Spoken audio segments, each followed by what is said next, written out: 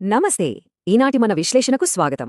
ఈరోజు మనం ఒకప్పటి అత్యంత శక్తివంతమైన భారతీయ ఆర్థిక వ్యవస్థ వలసపాలనలో ఎలా కుప్పకూలింది అనే ఆసక్తికరమైన విషయాన్ని తెలుసుకోబోతున్నాం.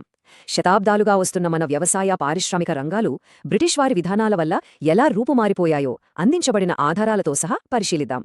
ఇది నిజంగా చారిత్రక పరిణామాలను ఒక కొత్త కోణంలో అర్థం చేసుకోవడానికి చాలా ఆసక్తికరంగా ఉంటుంది. ముందుకు వెళ్లే ముందు మనం చూడబోయే అంశాల క్రమాన్ని ఒక్కసారి గమనిద్దాం. 1. సాంప్రదాయ ద్వంద్వ ఆర్థిక వ్యవస్థ. 2. వ్యవసాయ ప్రక్షాళన. 3. 3 రకాల భూమి శిస్తు విధానాలు. 4. ప్రసిద్ధి చెందిన భారతీయ హస్తకళలు. మరియు 5. పరిశ్రమలు ఎలా క్షీణించాయి అన్నది చూద్దాం. సరే, ముందుగా మొదటి భాగంలోకి వెళదాం. అదే మన సాంప్రదాయ ద్వంద్వ ఆర్థిక వ్యవస్థ పరిస్థితి ఎలా ఉండేదో చూద్దాం. ఇక్కడ మూల గ్రంథం నుండి తీసుకున్న ఈ వాక్యాన్ని గమనించండి. 18వ శతాబ్దం వరకు భారతదేశంలో వ్యవసాయానికి కుటీర పరిశ్రమలకు మధ్య చాలా బలమైన అనుబంధం ఉండేది. ఇది మామూలు విషయం కాదండి. ఆనాటి స్థానిక శ్రేయస్సుకు, ఆర్థిక స్థిరత్వానికి ఇదే మూలస్తంభం. ఒకవేళ పంటలు పండితే సంతోషం, ఏ కారణం చేతైనా కరువు వచ్చినా సరే ఈ కుటీర పరిశ్రమలు ప్రజలకు ఒక బలమైన ఆర్థిక ఆసరాగా నిలిచేవన్నమాట. ఇక రెండవ భాగం. పకడ్బందీగా అల్లబడిన ఈ వ్యవసాయ రంగం బ్రిటిష్ వారి విధానాల వల్ల ఎలా ప్రక్షాళనకు గురైందో ఇప్పుడు చూద్దాం. అలాగే మూడవ భాగంలో ఆదాయం రాబట్టడం కోసం వాళ్లు ప్రవేశపెట్టిన ఆ 3 రకాల భూమి శిస్తు విధానాలేమిటో తెలుసుకుందాం. ఇక్కడ భౌగోళికంగా ఆ పన్నుల విధానం ఎలా పంపిణీయిందో చూస్తే చాలా ఆశ్చర్యం కలుగుతుంది. బ్రిటిష్ ఇండియాలో సగానికి పైగా, అంటే దాదాపు 51% భూభాగంలో రైత్వారీ విధానం అమలు చేశారు, ముఖ్యంగా మద్రాస్, బాంబే ప్రెసిడెన్సీలో.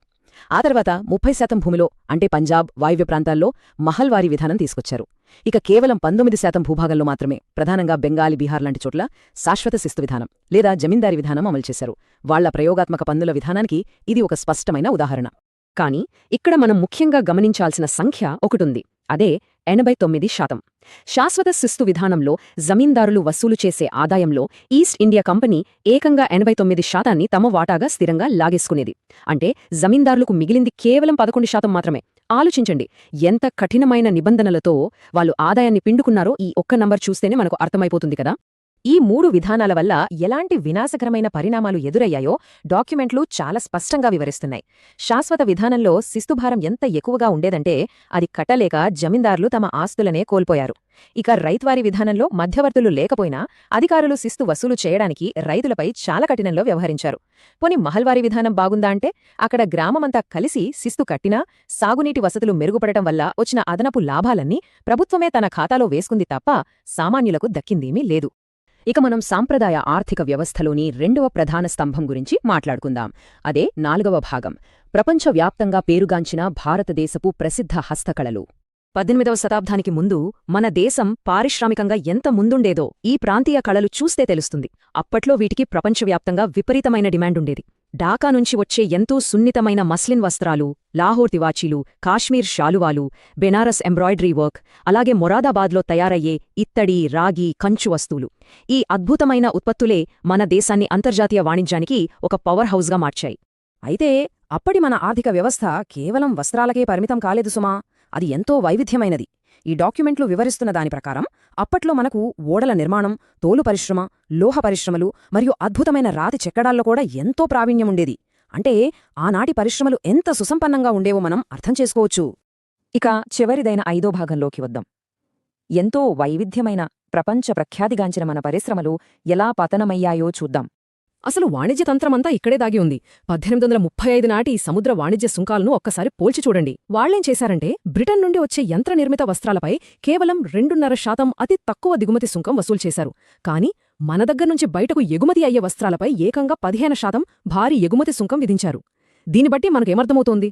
చౌకైన బ్రిటిష్ వస్తువులతో మనం మార్కెట్ను నింపేయడానికి, అలాగే స్థానిక ఎగుమతులను పూర్తిగా అణచివేయడానికి మార్కెట్ను వాళ్లకు అనుకూలంగా ఎలా కృత్రిమంగా మార్చేశారో స్పష్టంగా తెలుస్తోంది కదా.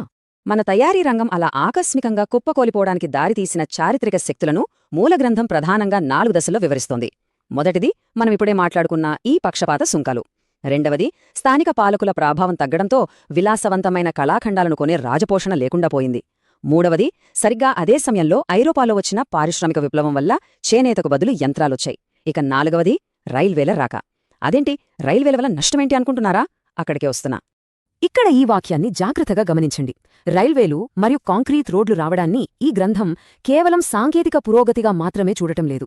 విదేశీ వస్తువులను మన దేశంలోని మారుమూల గ్రామాలకు చేరవేయడానికి, అలాగే ఇక్కడి ముడిసరుకులను ఓడరేవులకు త్వరగా తరలించడానికి మాత్రమే వాళ్లు ఈ మౌలిక సదుపాయాలను ఒక సాధనంగా వాడుకున్నారు. దీనివల్ల స్థానిక కళాకారులు తమ ఉపాధిని పూర్తిగా కోల్పోయారని ఈ డాక్యుమెంట్లు ఉద్ఘాటిస్తున్నాయి. కాబట్టి ఇక్కడ మనం ఆలోచించాల్సిన ముఖ్యమైన ప్రశ్న ఒకటుంది. రైల్వేలు, రోడ్లు లాంటి వాటిని మనమెప్పుడూ కేవలం సాంకేతిక పురోగతిగానే చూస్తాం కదా. కానీ అవే మౌలిక సదుపాయాలు ఒక దేశపు ఆర్థిక వ్యవస్థను తమకు అనుకూలంగా మార్చుకోవడానికి, దోపిడీ చేయడానికి సాధనాలుగా ఎలా ఉపయోగపడ్డాయి అనేది మనం ఎంత తరచుగా గుర్తిస్తున్నాం. నిజంగా ఆలోచించాల్సిన విషయమే కదా. ఈనాటి విశ్లేషణ ద్వారా చరిత్రలోని ఇలాంటి నిర్మాణాత్మక పరిణామాలను ఇంకొంచెం లోతుగా అర్థం చేసుకున్నామని అనుకుంటున్నాను.